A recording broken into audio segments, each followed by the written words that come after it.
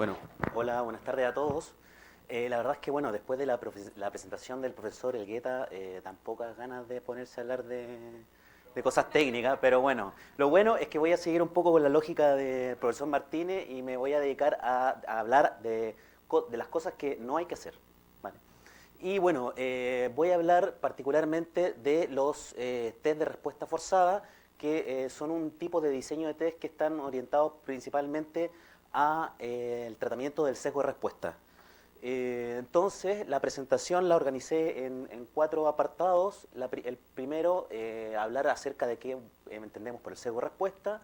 Luego me referiré a las características de los test de respuesta forzada y posteriormente hablaré de, bueno, cuáles son el tipo de datos que generan esta clase de test y si es que me da el tiempo intentaré comentarles un ejemplo ilustrativo de un estudio de simulación y si tengo mucha suerte y me sigue alcanzando el tiempo, mostraré rápidamente algunos datos empíricos. Bueno, en primer lugar les voy a hablar, bueno, qué entendemos por el sesgo respuesta.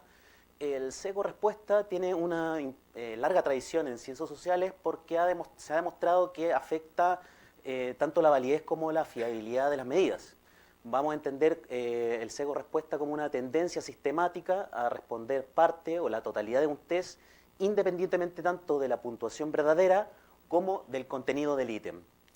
Y bueno, una de las principales fuentes de sesgo respuesta tiene que ver con el falseamiento de respuesta, que generalmente está relacionado con la situación de evaluación o el tipo de instrumento o el efecto del instrumento. Eh, para intentar evitar el impacto del sesgo de respuesta en los datos, se han planteado dos principales aproximaciones. Una tiene que ver con el tratamiento estadístico, esto es tratar los datos una vez que estos hayan sido obtenidos. Y el segundo, que es lo que me voy a referir en esta presentación, es el tratamiento instrumental, que tiene que ver más bien con el diseño del formato de respuesta del test. Bueno, y el ejemplo más clásico de este tipo de tratamientos tiene que ver con los test de respuesta forzada. Aquí tenemos un ejemplo que he tomado del test de estilos de aprendizaje de Kolb. En este tipo de test lo que se hace es presentarle al sujeto la tarea de tener que ordenar distintos objetos. En este caso se le presenta un bloque de 4 alternativas de respuesta. El sujeto tiene que responder a la pregunta ¿cómo aprendo mejor? Y tiene que ordenar las 4 alternativas de respuesta desde la que más le representa a la que menos le representa. Como la persona tiene que priorizar una alternativa en función de las demás, es que este tipo de formato intenta, digamos, tratar el sesgo de respuesta. Pero si nos fijamos bien, una de las características que tiene este tipo de formato es que independientemente de las respuestas que dé el sujeto, siempre la suma total va a ser la misma. En este caso, la persona contestó 1, 2, 3, 4, y la suma es 10, o puede dar otro tipo de respuesta. Por tanto, la suma total de este sujeto en este bloque siempre va a ser 10, y si tengo 12 bloques, pues la suma total de los 12 bloques para todos los sujetos va a ser 120. ¿Vale? A esta propiedad, que es una propiedad matemática, se le llama propiedad ipsativa. Entonces, ¿cuál es el impacto de esta propiedad ipsativa en los datos? Vamos a entender como propiedad ipsativa a todo conjunto de datos en los que la suma de las puntuaciones para cada observación individual es igual a una constante, lo que hemos visto anteriormente. Y bueno, desde el punto de vista analítico poseen características que son indeseables. En primer lugar, se incumple el supuesto de independencia de las observaciones porque las respuestas a las alternativas de un mismo bloque son dependientes entre sí. Y bueno, y uno de los problemas más importantes es que impacta la validez porque carecen de matrices de covarianza interpretables. Bueno, existen otros problemas mucho más técnicos. No se puede calcular la inversa de la matriz, que es un requisito, digamos, matemático para una serie de métodos de estimación. Bueno, no podemos calcular G cuadrado, etcétera, etcétera. Se desaconseja el uso de técnicas multivariantes clásicas, ya que puede llevar a interpretaciones erróneas o inferencia dudosa, y muy probablemente el efecto más problemático tiene que ver con que genera estructuras bipolares artificiales debido a la interdependencia de las puntuaciones presentes en un mismo bloque. O sea, en este tipo del ejemplo que les di anteriormente, en un bloque de 4 alternativas de respuesta, cada alternativa de respuesta está orientado hacia una dimensión, hacia una estrategia de aprendizaje. Por tanto, se van a generar interdependencias que son dependientes del formato de respuesta y no realmente al tipo de relación que existe entre las dimensiones. Una de las características es que de la propiedad epsativa es que la suma de todos los elementos de la matriz de covarianza o de correlaciones, sea cual sea, siempre va a ser cero. Si yo sumo todas las filas o todas las columnas o todos los elementos dentro de la matriz, siempre me va a dar cero. Y el caso más extremo es cuando tengo eventualmente quiero ajustar un modelo de 2 dimensiones, porque aquí necesariamente las correlaciones entre los factores va a ser -1, necesariamente, para poder cumplir con la propiedad esta de que los elementos dentro de la matriz sean 0. ¿Cómo impacta esto en los datos? Para eso voy a utilizar el ejemplo de los estilos de aprendizaje de Kolb. No sé si alguno los conoce, es un modelo, digamos, ampliamente utilizado en contexto educativo. Kolb dice que existen 2 tipos de, digamos, 2 procesos. Uno tiene que ver con la percepción del aprendizaje y que la persona se puede ubicar en una de las 2 polaridades, desde la experiencia concreta a la conceptualización abstracta.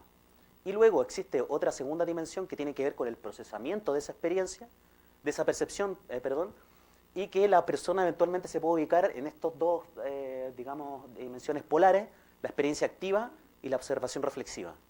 Luego, la combinación de un tipo de percepción y un tipo de procesamiento generará un estilo de aprendizaje. En este caso, por ejemplo, si yo utilizo más la experiencia concreta y la experiencia activa, seré asimilador. O si ocupo más la conceptualización abstracta y la observación reflexiva, seré acomodador, por ejemplo. Para que, digamos, podamos utilizar este modelo de estrategias de aprendizaje, se tendrá que cumplir, digamos, la existencia de ciertas relaciones entre las dimensiones de nuestro modelo y de nuestro test. El problema está en que, claro, lo que hizo Kolb fue estructurar la teoría a partir de los resultados que obtuvo con su test, ¿vale? Por lo general, claro, como los estudios de validación históricamente han intentado estudiar la estructura interna de este tipo de este test en particular, y como no pueden aplicar, digamos, otros métodos de estimación, necesariamente han tenido que utilizar análisis de componentes principales con todos los problemas que algunos sabemos. Y bueno, históricamente ha recibido durísimas críticas por las características que ya les he comentado, pero lamentablemente sigue siendo utilizado tanto en ámbito nacional como regional y en el ámbito de la educación lamentablemente se está utilizando muchísimo. Para ver cómo funcionan la generación de este tipo de datos, les voy a presentar un estudio de simulación. No sé cómo voy con el tiempo. Voy bien, ¿no? Súper. Eso es, me sobra el tiempo. Vale. Súper, voy a la mitad. Vale, entonces a lo mejor llego al final. A ver, para un poco entender la lógica de este tipo de datos, nos podemos ayudar de la ley del juicio comparativo de Thurston, lo que propone que es que frente a la tarea de ordenamiento o ranking, el sujeto realiza un proceso de comparación, que es la comparación de los distintos objetos que están dentro del bloque.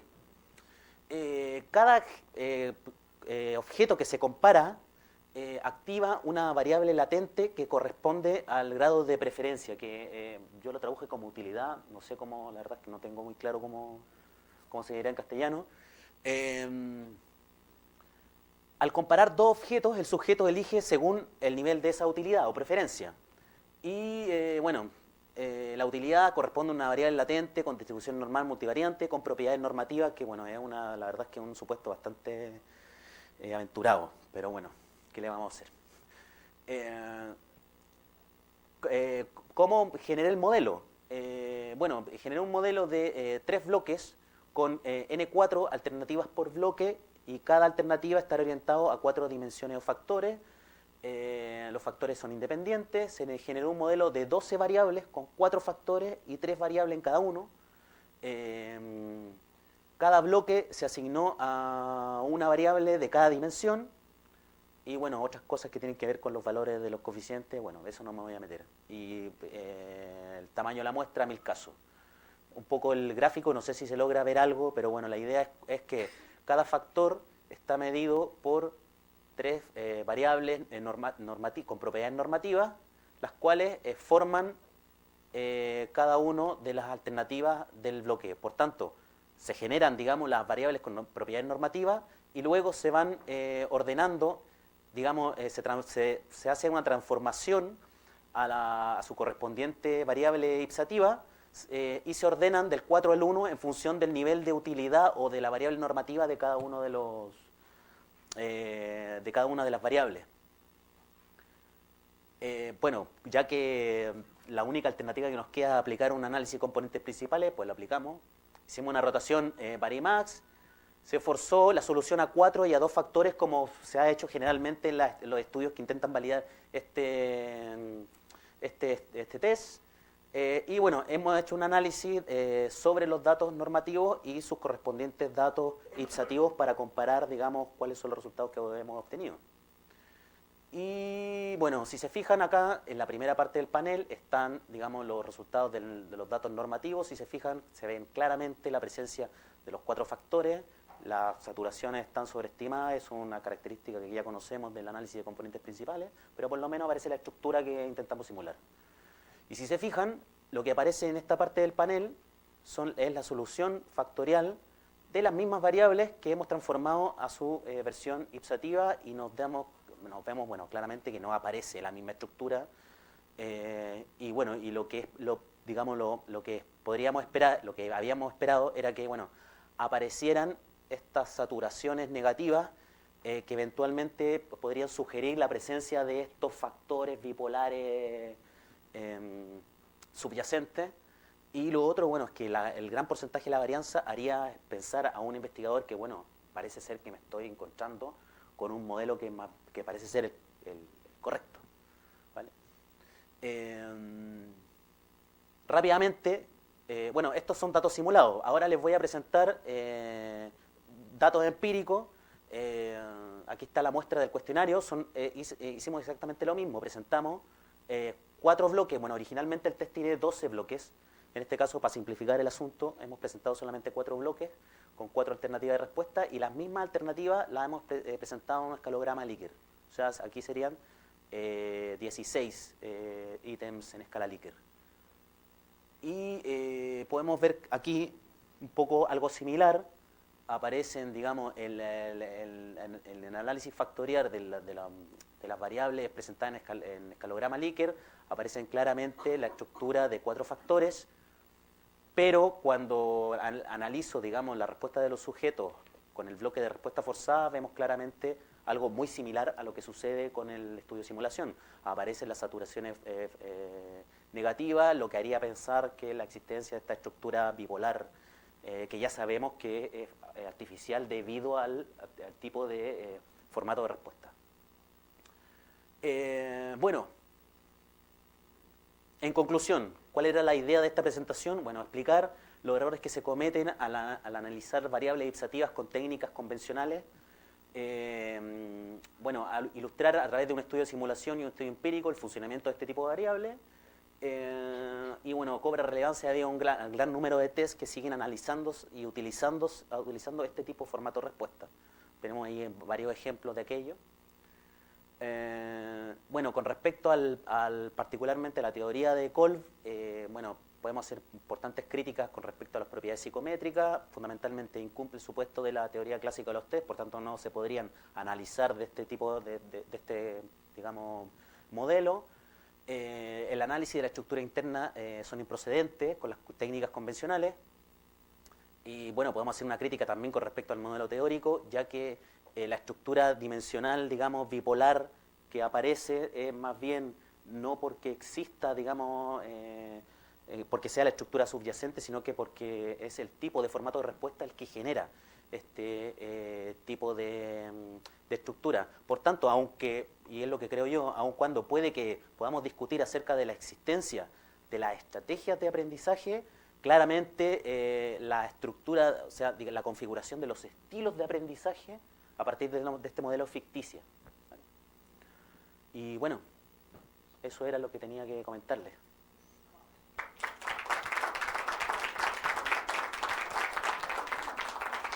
No sé si hay alguna pregunta, duda, consulta.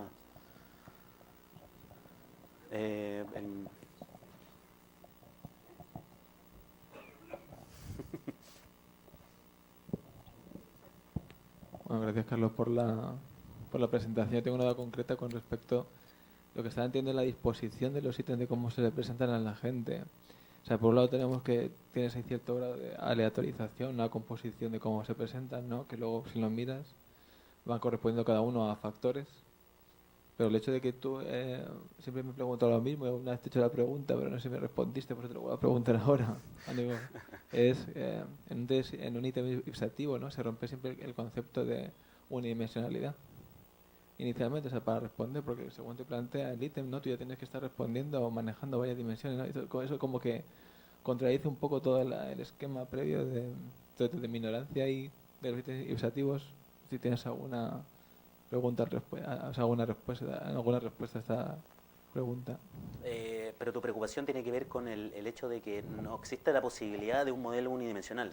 Eso es... Claro que me cuesta ver cómo se hace todo el despliegue de aleatorización y de factorización, cuando Sí. a priori tienes una respuesta, ¿no? Que tiene una varianza más bien distribuida entre un montón de dimensiones que tú no sabes muy bien cómo dirigir, porque la misma respuesta ya contiene varianza Sí, bueno, mezclada o de sea, sí. diferentes... O sea, el diseño del test parte de la base de que el constructo es multidimensional. Ok, Ese ya es un problema, digamos, un supuesto demasiado, digamos, ok.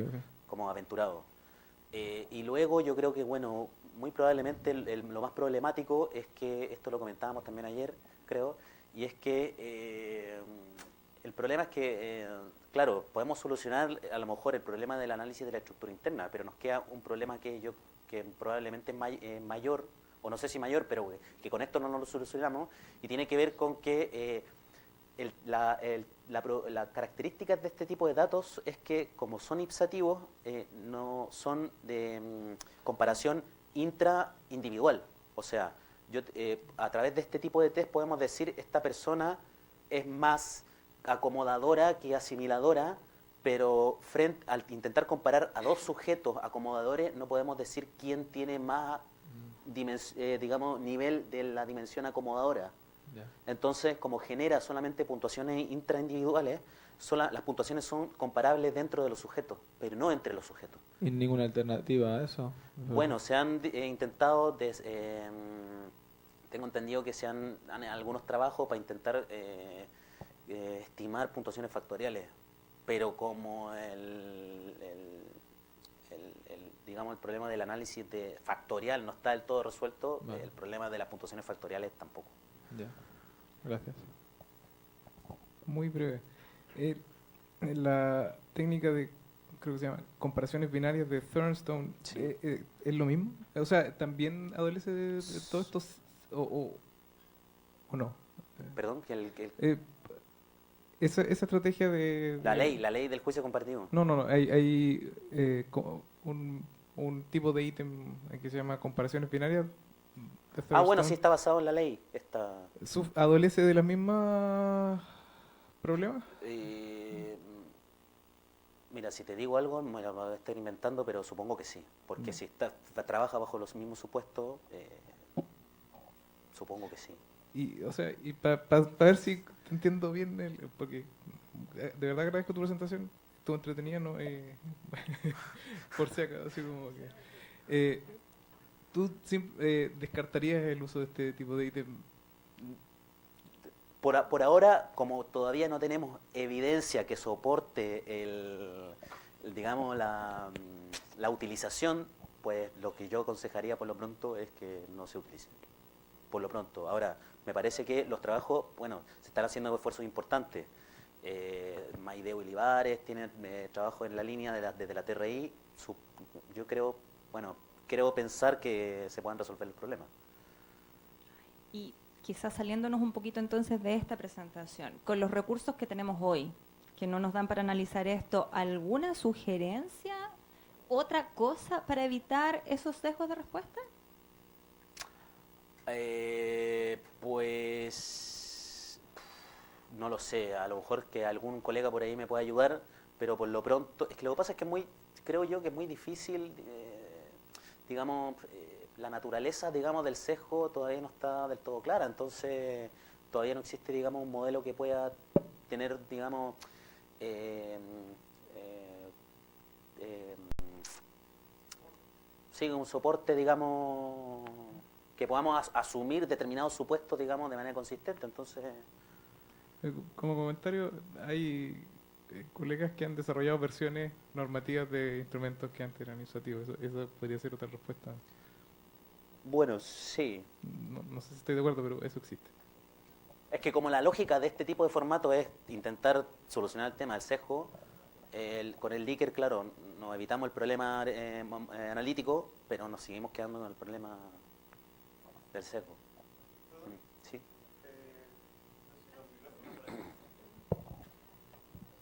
Pero se me ocurre la idea, se pueden, las adaptaciones normativas, si tú encuentras cierta estructura desde la adaptación normativa, ¿ya?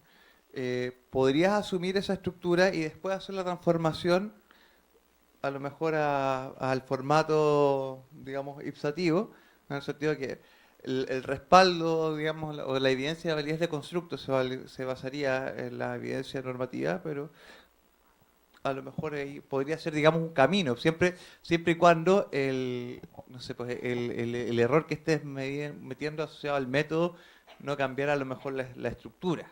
No sé. Bueno, siempre y cuando creo yo que incorporemos al diseño de digamos, del análisis, digamos, digamos, podamos comprobar la invarianza en distintas situaciones. Recordemos que, bueno, la idea de esto es intentar evitar el sesgo en determinado contexto, por ejemplo, en la evaluación, selección de personal o en la evaluación educativa, etcétera. Por tanto, habría que estudiar, digamos, el comportamiento de ambas versiones en ambos contextos, en distintos contextos, para determinar, bueno, podemos seguir aplicando la escala Likert o la versión Likert en este tipo de contextos o no. Creo que sí, por ahí puede ser.